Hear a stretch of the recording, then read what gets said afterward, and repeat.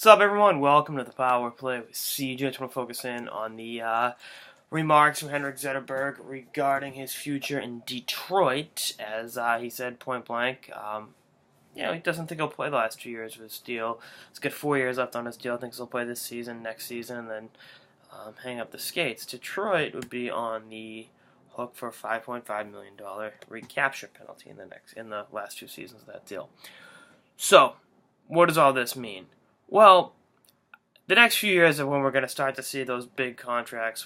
The chickens come home to roost from the big contracts from, the 2008, 2011, 2012 range. Obviously we saw with Marian Hossa having a skin infection. Coincidentally, when his salary goes down to $1 million a year, and then after taxes he's taking home $400,000. Not saying, just saying. And I think it's a similar situation with Zetterberg. I think, there could be a mysterious ailment the last 2 years. And whether or not the league turns a blind eye towards it, you approve these contracts knowing that in so many cases they were cap circumvention, except for Billy Kovalchuk's deal with the Devils and the first 17-year one. That still made no sense. Why the league allowed the Devils to submit that without telling them no and then punishing them, and you know how that shit kind of works itself out with the NHL. But again, this is just the reality of it. Luongo signed that massive contract. Hossa, Suter and Parise, Shea Weber.